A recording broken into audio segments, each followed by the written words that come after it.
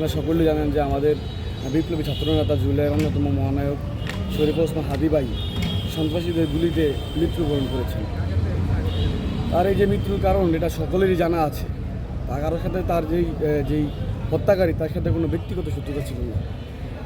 এই হাদী ভাইয়ের দোষ ছিল একটাই, সে একটা সোনার বাংলাদেশের স্বপ্ন দেখেছিলেন, একটা নতুন বাংলাদেশের স্বপ্ন দেখেছিলেন, যেই স্বপ্নে দেখে ৭১-এ মুক্তিযোদ্ধারা যুদ্ধ করেছিলেন এবং এই ২৪-এ ছাত্র জনতা মাঠে নেমে এসেছিল।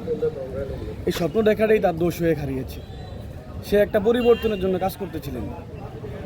আজকে দেশের যে পরিস্থিতি বা আমাদের যে নিরাপত্তাটা কোথায় আপনারা একবার চিন্তা করে দেখেন যে একজন সংসদ সদস্য প্রার্থীকেও রাস্তায় যে কোনো মুহূর্তে আততায়ীর গুলিতে মৃত্যুবরণ করতে হয়। যদি একটা সংসদ সদস্য বা জুলাই এত বড় একটা স্টেক হোল্ডারকে আততায়ীর গুলিতে মৃত্যুবরণ করতে হয়, তাহলে আমাদের নিরাপত্তাটা কোথায়? এই শরীফ ওসমান হাদী ভাই তো কারো ক্ষতি করেন নাই। আমরা দেখেছি সবসময় তিনি যেটা ইনসাফ, যেটা ন্যায়, সেই বিষয়ে তিনি কথা বলেছেন এবং কোনো সময় সে অন্যায়ের পক্ষে কথা বলেন নাই। যখনই কথা বলেছেন চেষ্টা করেছেন যতটা পারে যাতে ইনসাফ কায়েম করতে পারেন। আজকে তার মৃত্যুতে সারা বাংলাদেশ শোকায়িত হোক এবং সারা বাংলাদেশ তাদের এই শোককে শক্তিতে রূপান্তর করার জন্য প্রস্তুতি নিয়েছে। কিন্তু আফসোস একটাই যে আমরা তো বাংলাদেশে থাকি, এই বাংলাদেশ তার এই লাশটাকে নিয়ে রাজনীতি করার চেষ্টা করবে এবং এটাই আমাদের চরিত্র। আমরা স্পষ্টভাবে বলতে চাই যে হাদী ভাই লাশকে নিয়ে রাজনীতি না করে তার এই খুনের বিচার যাতে দ্রুত হয় সেই দিকে সবার রাজনীতি করা উচিত। কীভাবে খুনিদেরকে যেখানেই থাকুক পৃথিবীর সেখান থেকে বের করে আনা যায় এবং বিচারের কাঠগড়ায় দাঁড় করানো যায় সেই বিষয়ে সকলের ঐক্যবদ্ধ পদক্ষেপ গ্রহণ করা উচিত।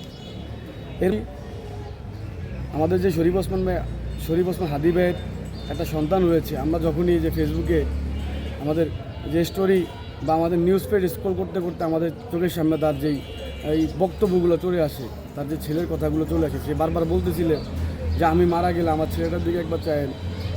একটা বাবা তার ছেলের জন্য এই যে দোয়া করে গেল, এই ছেলেটা তার বাবার স্নেহ থেকে এত দ্রুত যে আল্লাহ তাকে নিয়ে যাবে এটা আমরা আশা করি নাই। আমরা চেয়েছিলাম হাদী ভাইয়ের দেখাশুনে আর একটা হাদী তৈরি হবে, কিন্তু আজকে বাংলাদেশ সেই সুযোগটা হারালো। আমরা সকলের কাছে আহ্বান জানাবো আপনারা হাদী ভাই ফ্যামিলির পাশে এসে দাঁড়ান। হাদী ভাই ছেলে যাতে যেই স্বপ্নের হাদী ভাই চেয়েছিলেন যে তার ছেলেও একটা হাদী হবে, সে যাতে আসলেই হাদী হতে পারে সেই বিষয়ে আপনারা পরিচর্যা করুন এবং হাদী ভাইয়ের যে স্বপ্ন সেই স্বপ্নকে বাস্তবায়ন করার লক্ষ্যে একটা সুন্দর বাংলাদেশ বিনির্মাণের জন্য সকলে ঐক্যবদ্ধ হয়ে প্রচেষ্টা করুন। এটাই আমাদের আশা। সারা জীবনের কষ্ট অর্জিত টাকায় বানান আপনার স্বপ্নের বাড়ি। ডিজাইন হোক নিখুঁত, নির্মাণ হোক নির্ভরযোগ্য, আমরা দিচ্ছি আধুনিক টেকসই আপনার বাজেট অনুযায়ী ডিজাইন। আজই কল করুন আমাদের দেওয়া নাম্বারে। আপনার স্বপ্নের বাড়ি শুরু হোক ডিজাইন দিয়ে।